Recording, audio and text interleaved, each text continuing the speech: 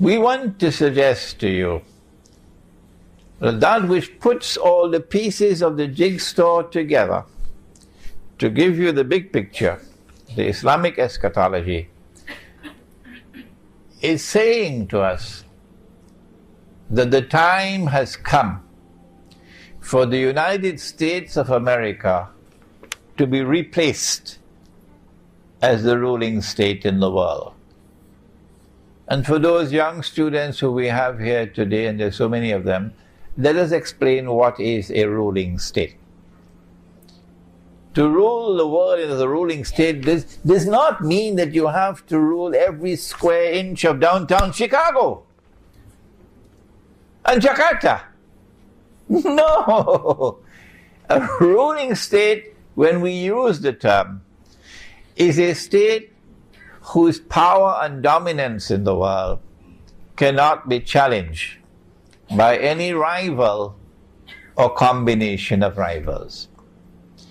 In this sense of the word, the holy state of Israel, established by Nabi Dawood alayhi salam, the Prophet David, and Nabi Sulaiman alayhi salam, the Prophet Solomon, was the ruling state in the world. And Nabi Sulaiman alayhi salam made the dua which is in the Qur'an, that Allah may grant that no state in history could ever rival this state, the holy state of Israel. And so came the status of a ruling state. You know about Jerusalem in the Qur'an, I forgot it over there, it's at the back. Jerusalem in the Qur'an, we explained the Hadith of the Prophet ﷺ about three ruling states. Three ruling states created by Dajjal in his 3 stages of his mission. Before Dajjal will emerge in this world of space and time as a human being. He would be a Jew. He would be a young man. He would be powerfully built. He would have curly hair. And from Jerusalem he's going to declare, I am the Messiah. And all the Zionists, the Christian Zionists and the Jewish Zionists and their followers, would say, yes, he is the Messiah. But you and I know that would be a lie. He is someone who has been created and programmed to impersonate the Messiah. And you and I know that the Messiah is the son of Mary, Nabi Isa alayhi salam, the Prophet Jesus. He would be Dajjal, the false Messiah. And the time has now arrived in the process of history where, after having created Britain as the first ruling state with something that they call Pax Britannica, and then having caused or engineered the collapse of Britain and its replacement with the United States of America as a second ruling state in the world with something that they call Pax Americana, we have now reached that moment in time using our methodology which they reject. Protestant Islam rejects our methodology, and Protestant Islam says, don't listen to Imran Hosein. Don't listen to him. He has no Aqidah. He's a Sufi. Well, go ahead. Go ahead. But you're still my brothers. And I don't speak disrespectfully of you. But this methodology is delivering the goods. This methodology is explaining the world today. And I won't end without explaining the methodology. That we are now located at that moment in time, and I'm addressing you now, Protestant Islam, when Dajjal's day like a month is ending, and his day like a week is beginning, and a new ruling state is emerging, which will replace the United States of America. That is the big picture. The jigsaw puzzle has now been put together. Israel wants to replace the United States of America as the third and last ruling state in the world. You have never said that, Protestant Islam. We are saying it. And guess what? The Muslims around the world are convinced that we are correct. And we thank Allah who gave us the insight to be able to see the big picture through Islamic eschatology.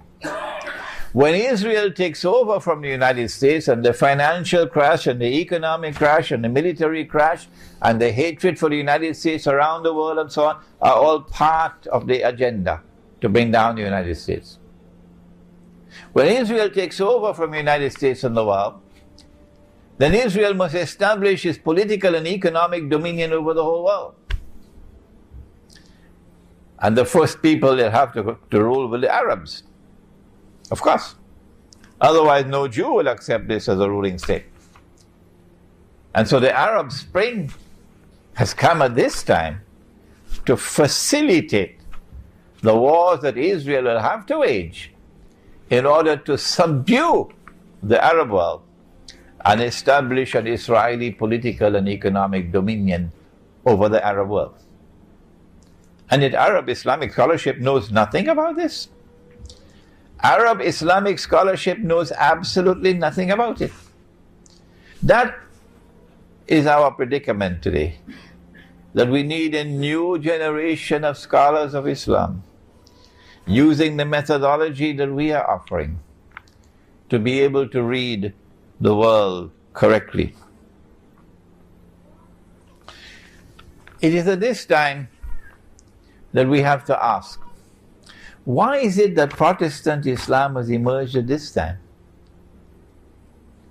with an insistence that religion is based on texts, that your hands have to be here and not here, and that your feet have to be like this and not like this, and that your pants or your pajama must reach here and not there? I'm still using respectful language. You should have heard my teacher, Maulana Fadlur Rahman Ansari, Rahimahullah. He thundered at them 40 years ago. He gave them, he blasted them left, right and center. But Imran doesn't have his thunder. My teacher of blessed memory, Maulana Fadlur Rahman Ansari, Rahimahullah. This Salafi version of the faith, and remember Salafis, you are my brothers.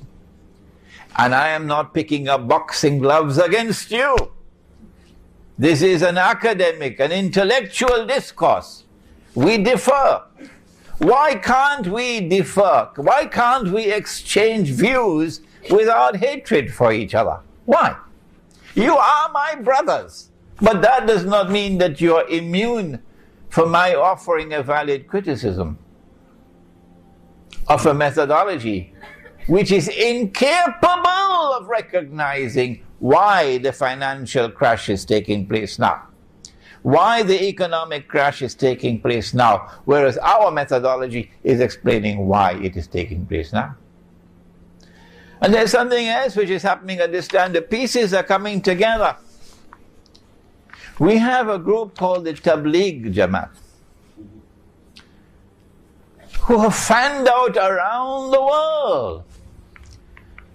And they are beautiful brothers. Oh yes. When you see the way they live, you see how they are regular in their salat, they dress in a particular way, they're conforming with the sunnah, you say, MashaAllah, MashaAllah. I don't think we can fit Tabligh Jamaat in the blue jeans Jamaat, can we? You know the blue jeans Jamaat. But why is it that at this particular time, when we face a challenge different from any that we have ever faced before, that we should now have this Protestant version of Islam with that epistemology and with this gathering of large numbers of people, 500,000 ijtima in downtown Chicago. Dajjal is not bothered at all about that. Why? They show no concern whatsoever they show, Tabligh Jamaat shows absolutely no concern whatsoever with Islamic eschatology that would explain the reality of the world today and which would anticipate the events which are unfolding today and tomorrow.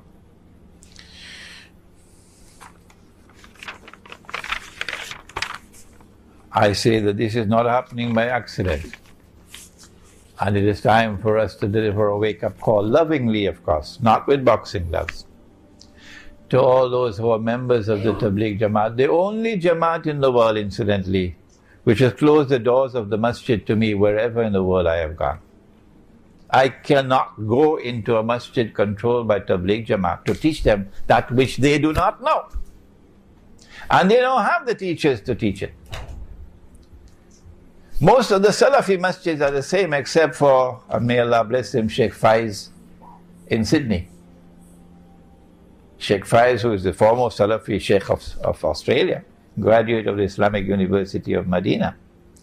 And when I was in Australia for my second visit in 2002, Sheikh Faiz came to my home where I was staying and brought a Lebanese breakfast one morning so we could sit down and have Lebanese breakfast, and then invited me to his center to give a lecture on Islam and the international monetary system.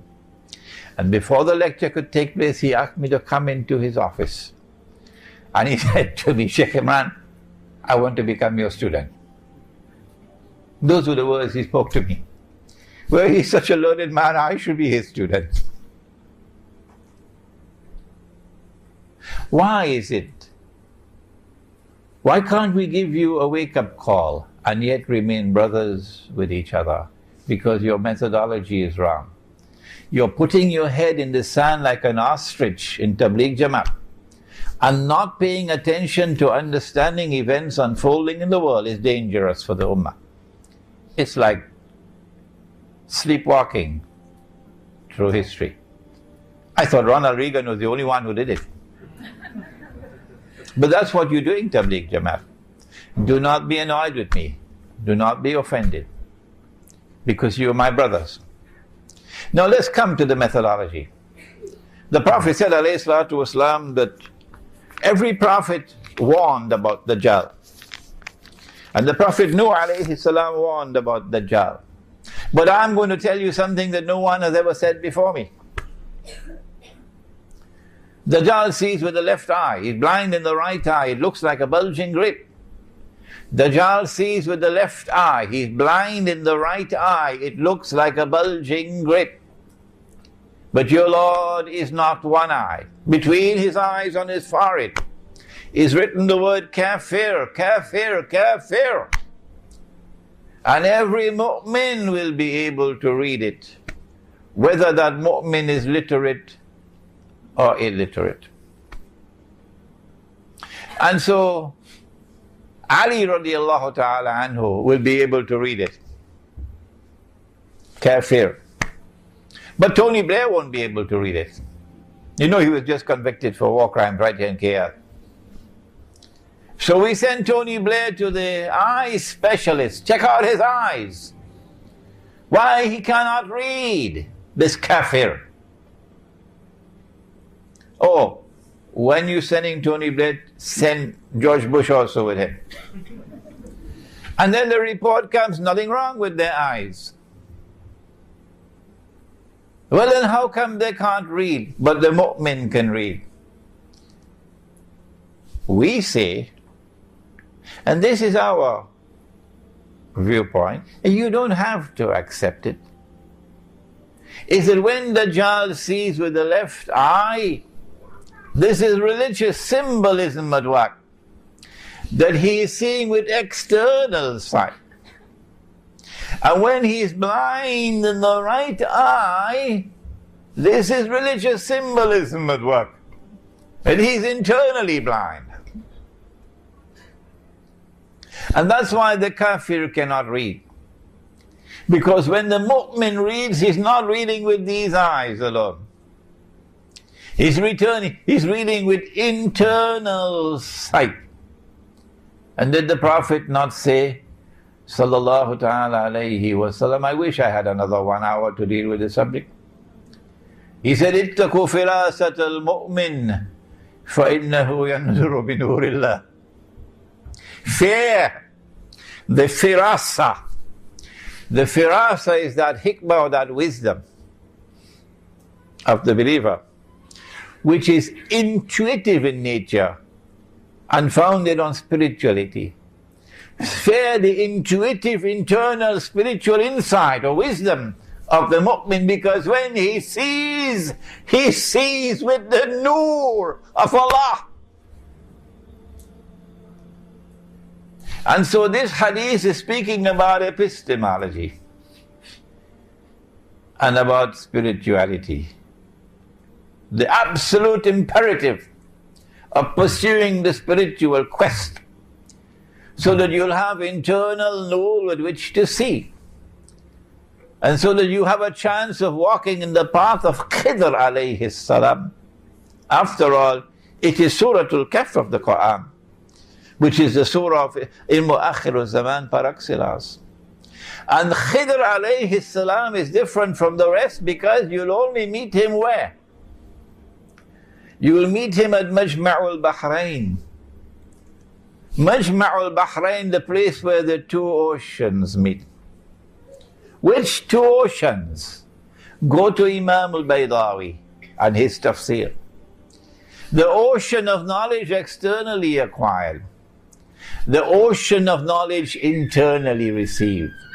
When these two oceans of knowledge come together, as they did in my teacher of blessed memory, Maulana Dr. Fadl Rahman Ansari, rahimahullah, when these two oceans come together in an individual, in a scholar, and are harmoniously integrated, only then do you have the scholar who can take all the pieces together and solve the jigsaw puzzle and deliver to you the big picture.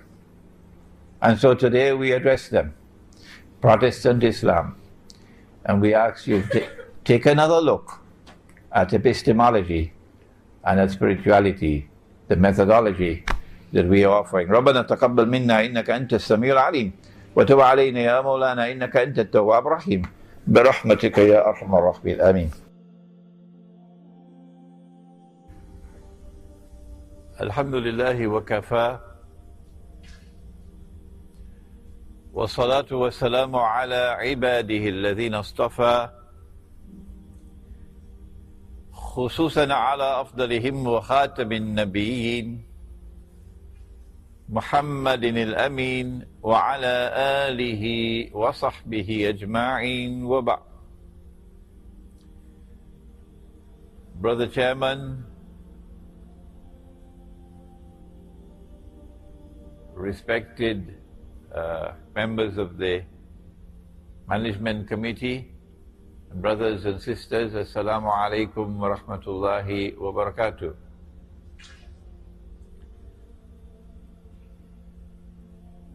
Our subject is one which is not just important, it is also one of critical importance.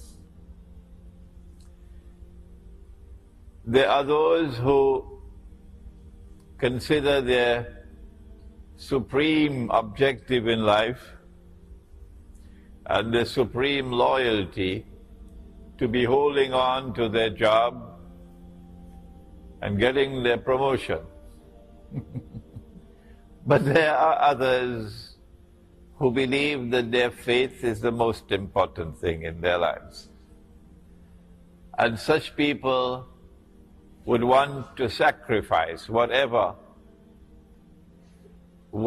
they have to sacrifice in order to preserve their faith. We live in a world today where Allah subhanahu wa ta'ala is now testing us. And He is testing us with the greatest tests and trials ever in history. No people ever before, no people had to face the tests and trials that we now face.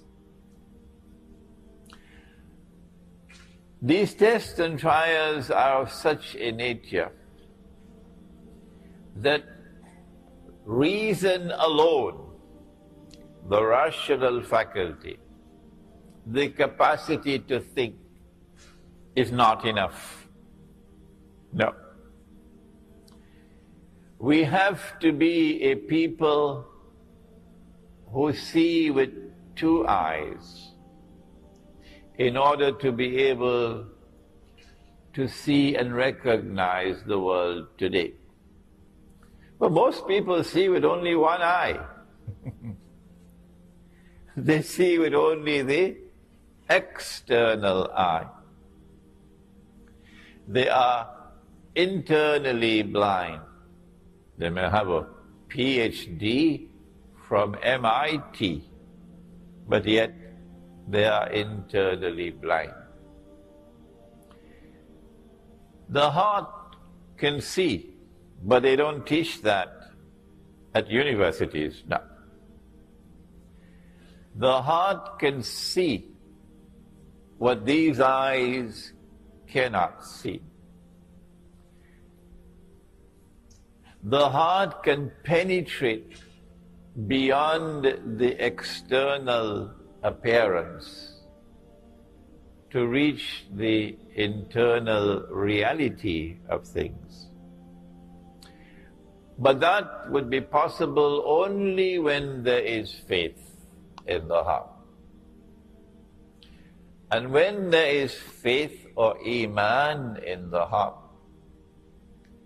then Allah puts into the heart nur. You cannot buy that nur in the stock market. It's not on sale. The government of Malaysia cannot give you that nur. No. Only Allah gives that nur. And when Allah puts nur in the heart, then with these two eyes, the external and the internal, we will be able to read the world today correctly. Otherwise, we can be deceived. For example, those who see with one eye, they say we live in the best of all worlds. This is the best world ever. There has never been a better world than this. In this age, for example, we have electricity. Yesterday, they used the oil lamp. In this age, we have the motor car. Yesterday, they used the donkey cart. In this age, we have the telephone, something that you are familiar with in this company. And yesterday, they used to use birds, pigeons, to take messages. In this age, we have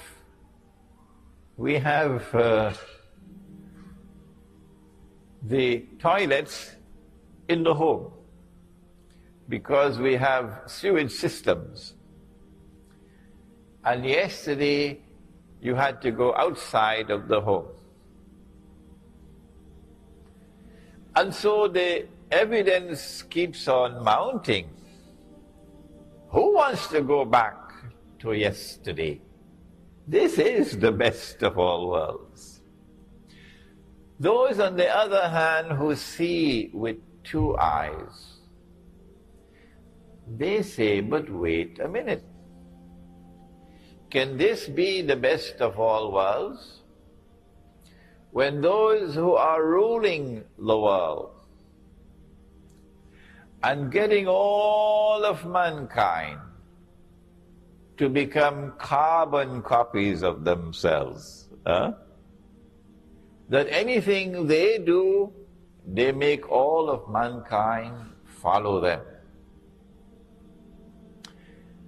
This civilization, which today dominates the whole world, is now moving to get all of mankind to agree. Every government eventually will have to accept that it is legally permissible for a man to marry another man. Did you hear that? Did you hear that? That's progress, huh? That's progress. And get a marriage certificate. And for a woman to marry another woman and get a marriage certificate.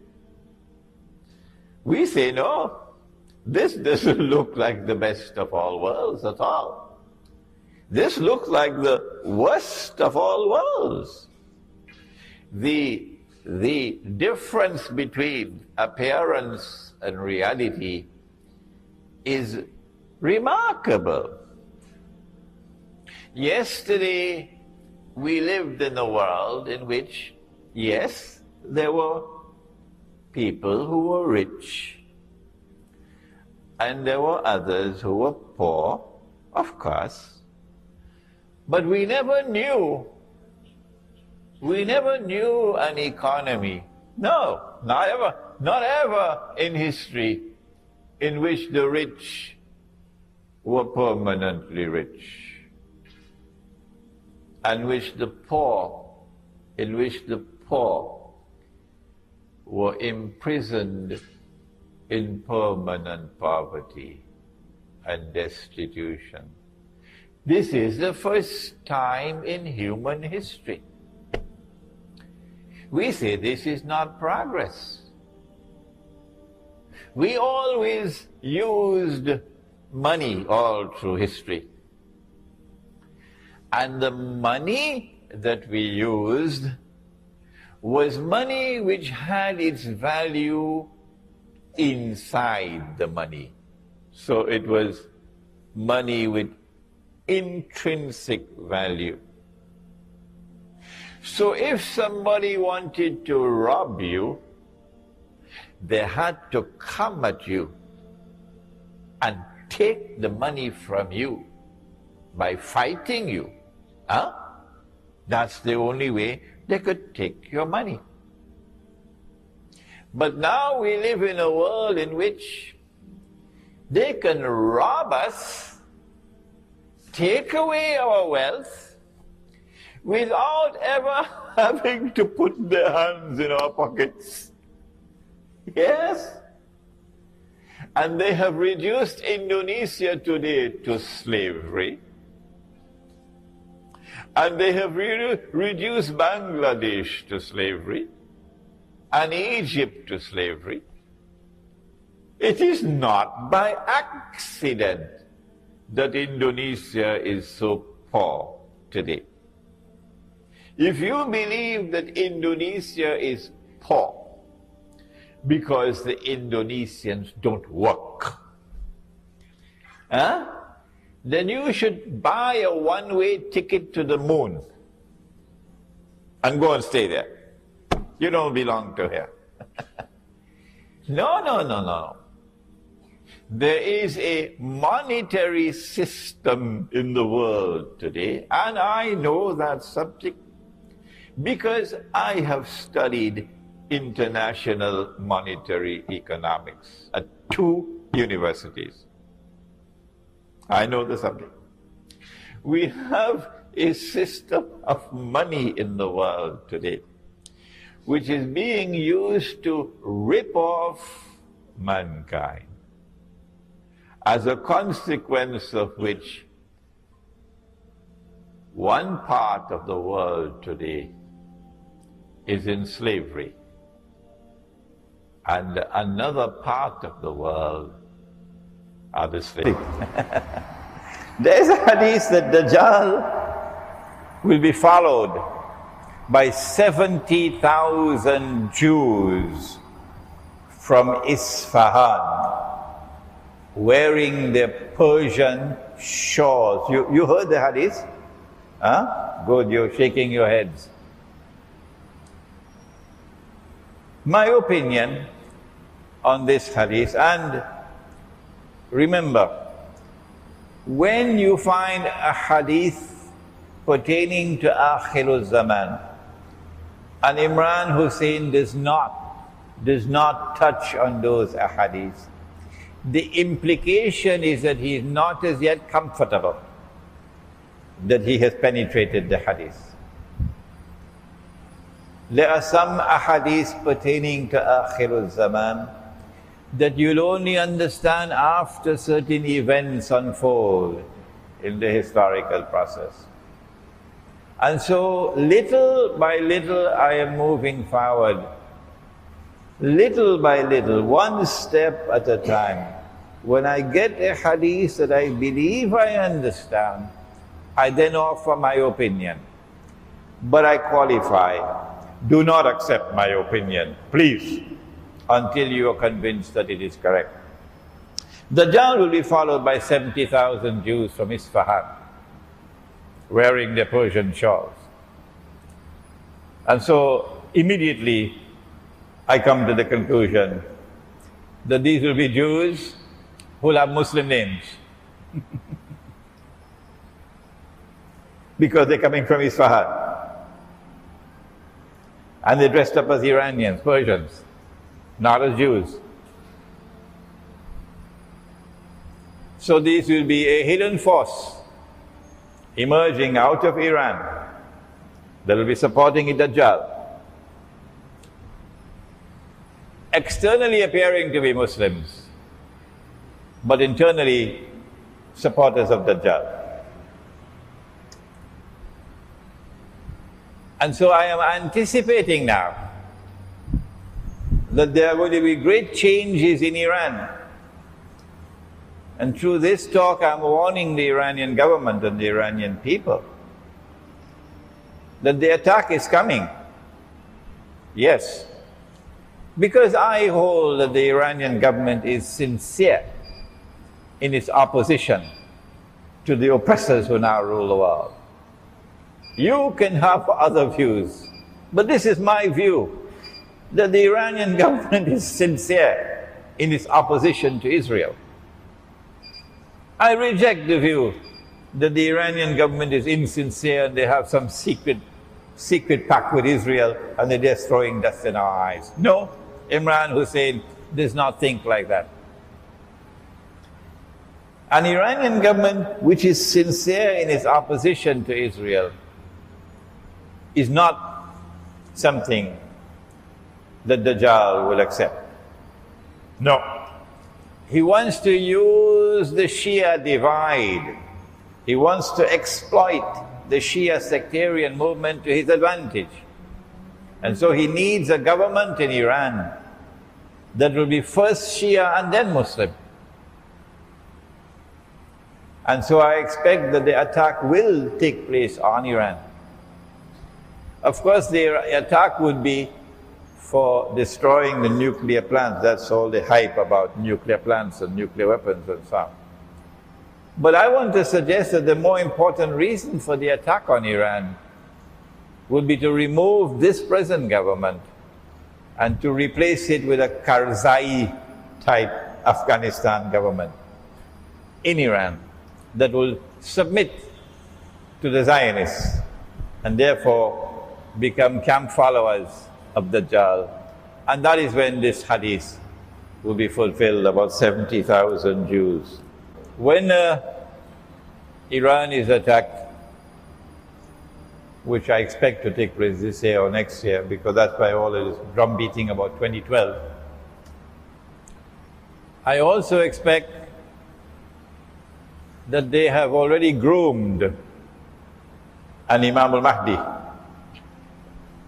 They have chosen somebody and they have programmed him and groomed him and he is going to announce that he is Imam al-Mahdi. Israeli Mossad work. And I expect large numbers of Iranian people are going to be deceived because they are waiting and they are expecting. And the Iranian government is fueling the fire with announcements about the imminent arrival of Imam al-Mahdi. But he will not be Imam al-Mahdi, oh no. He will be a false Mahdi. And we have to be very careful about that. The true Imam al-Mahdi, in my opinion, Allah will never cause him to emerge until Dajjal has completed his mission or is very close to the completion of his mission. Only at that time would Allah subhanahu wa ta'ala cause the Imam to emerge. And when the Imam emerges, only then would Nabi Isa alayhi salam return. The two are contemporaneous.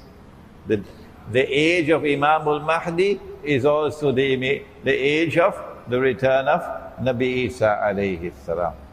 And we are probably 25, 30 years away from that now.